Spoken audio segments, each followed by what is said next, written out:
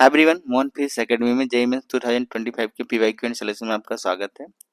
आज हम लोगों ने एक सवाल सेलेक्ट किया जो इलेक्ट्रोस्टैटिक चैप्टर से है। जेईई मेन जनवरी शिफ्ट में पूछा गया था। तो चलिए शुरू करते हैं। सवाल क्या है देखिए, electric dipole of the mass m, charge q and length l is placed in uniform electric field. ठीक है, एक इलेक्ट्रिक डाइपोल है जिसका मास m है, चार्ज q है, लेंथ l है, प्लेस यूनिफॉर्म इलेक्ट्रिक फील्ड। ऐसे मैं बोल देता हूँ, ये इलेक्ट्रिक फील्ड है। क्लियर? ठीक, जिसकी वैल्यू क्या है, ए ई है। इसमें मैं एक डाइपोल को प्लेस कर देता हूँ, ये माइनस क्यू और ये प्लस क्यू। चार्जेस के जो मास है वो एम है, ये एम है। ठीक, क्लियर? और उसको थोड़ा सा रोटेट किया जाता है।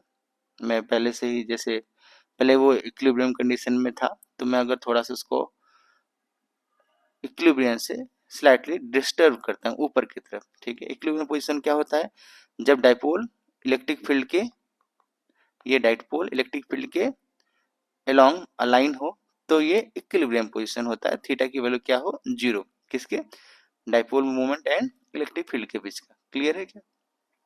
तो हमने इसको स्लाइटली डिस्टर्ब किया। ठीक है, तो मुझे पता है कि ये फिर से अपनी पोजीशन को गेन करना चाहेगा, इक्विलिब्रियम पोजीशन को गेन करना चाहेगा ताकि स्टेबल हो सके। ठीक है, अच्छा, जब स्टेबिलिटी गेन करना चाहेगा तो वो नीचे आएगा, और नीचे आएगा तो फिर वहां पर रुकेगा नहीं, क्योंकि वो वेलोसिटी गेन कर चुका होगा, एंगुलर वेलोसिटी गेन कर चुका होगा, तो ये आगे चला जाएगा थोड़ा सा। ठीक है क्या? और इसी तरीके से ये फिर से ऑसिलेट करता रहेगा, फिर से ऊपर जाएगा तो ऑसिलेशन शुरू हो जाएगा। तो जब ऑसिलेशन शुरू हो जाएगा तो अपने से पूछा गया कि टाइम पीरियड कितना होगा। ठीक है, तो हम लोगों ने जब सिंपल हार्मोनिक मोशन को पढ़ा है तो उनमें से हमने क्या डिस्कस किया है कि सिंपल हार्मोनिक मोशन में हम लोग पढ़ा था a is equal to minus omega square. Direct हम बातें कर रहे हैं। ठीक है, तो मतलब कोई भी फोर्स, जो कुछ भी हो, फोर्स हो या फिर अपने पास टॉर्क हो, उन सब को हमें किस फॉर्म में लेके आना होता है, is equal to minus omega square theta. अगर ये लीनियर की बातें हैं, लीनियर एसएचएम में, तो अपने को ये करना है, और एंगुलर हो तो ये करना है। ठीक है क्या? तो यहाँ पे कौन सी बातें हो रही है, एंगुलर की। तो मुझे क्या, किस फॉर्म में लेके आना है अपने को, अल्फा की वैल्यू मुझे किसके बारे लेके आना है, माइनस ओमेगा स्क्वायर थीटा के फॉर्म में। ठीक है, जहाँ पे थीटा बहुत छोटा डिस्टर्बेंस है। ठीक, तो मुझे पता है कि अब ये डाइपोल इलेक्ट्रिक फील्ड में रखा है, तो इसके ऊपर फोर्स लगेगा, या ये फोर्स टॉर्क क्रिएट करेगा। तो टॉर्क कितना क्रिएट करेगा, तो आप लोगों ने डेरिवेशन में पहले से कर रखा है, तो मैं डायरेक्टली उसी को यूज करता हूँ। P E sine theta, P sine theta is equal to torque. हमने यही सीखा है। चूंकि थीटा स्मॉल क्या है, थीटा इज स्मॉल, तो sine theta approximately equal to theta हो जाएगा। तो मैं टॉर्क की वैल्यू कितना लिखूंगा, पी थीटा। तो थीटा एक डिस्प्लेसमेंट टाइप का हो गया। तो आप एक बात और भी ध्यान दे रहे होगे कि जब मैं एंगुलर डिस्प्लेसमेंट ऊपर की तरफ कर रहा हूं तो टॉर्क नीचे की तरफ लग रहा है। ठीक है, ये सब आप पहले से डिस्कस करे होंगे, इलेक्ट्रोस्टैटिक जब पढ़ रहे होंगे, तो मैं डायरेक्टली बस यहाँ यूज कर रहा हूँ। तो टॉर्क की वैल्यू क्या, मैं आई अल्फा भी लिख सकता हूँ। ठीक है, आई क्या है, moment of inertia, moment of inertia. Alpha क्या है, एंगुलर एक्सीलरेशन, एक्सीलरेशन। ठीक है, तो I alpha is equal to क्या, मैं माइनस पी थीटा लिख सकता हूँ। तो अल्फा की वैल्यू कितना, माइनस पीई बाई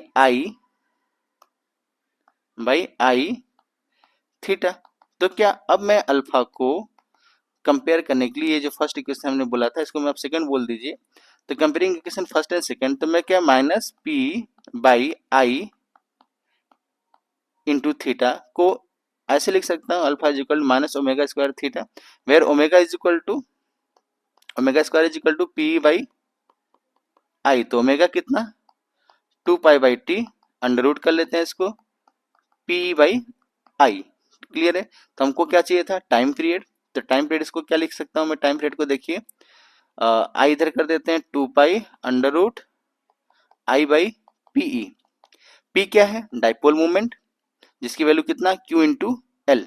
ठीक है, अब बातें करते हैं कि आई कितना। जैसे ये डाइपोल है, ठीक है, ये मास एम, ये मास एम, ये चार्ज क्यू और ये भी चार्ज क्यू, ये माइनस चार्ज प्लस चार्ज। ठीक है, तो मुझे पता है कि जब नेट फोर्स जीरो है, ई क्यू इधर भी लग रहा होगा, ई क्यू इधर भी लग रहा होगा, दोनों फोर्स क्या है, बराबर बराबर।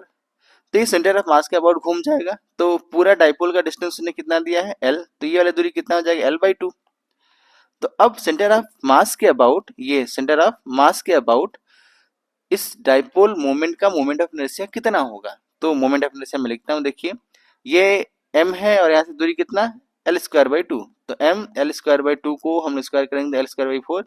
ऐसा कितनी बार, दो चार्जेज है, तो कितना हो जाएगा moment of inertia, M L square by two. Clear है। तो मेरे पास मोमेंट ऑफ इनर्शिया की वैल्यू आ चुका है। अब डाइपोल मोमेंट की वैल्यू अपने पास कितना है, क्यू इंटू एल। तो अब रख देते हैं उसमें टाइम पीरियड में, देखिए 2 पाई अंडर रूट कितना हो जाएगा, आई की value M L square by two और पी की वैल्यू क्यू इंटू एल और इलेक्ट्रिक फील्ड तो वही है, तो ये इलेक्ट्रिक फील्ड। ठीक है, तो एल और एल उड़ गए, तो अपने पास क्या बचा, देखिए 2 pi under root M L by two E Q. तो टाइम पीरियड अपने पास ये आया। तो कौन सा ऑप्शन सही है, देखिए चलिए देखते हैं हम लोग ऊपर, 2 पाई अंडर रूट, ये fourth option is the right answer. I hope ये बातें मैं आपको समझा पाया हूँ। Thank you for watching.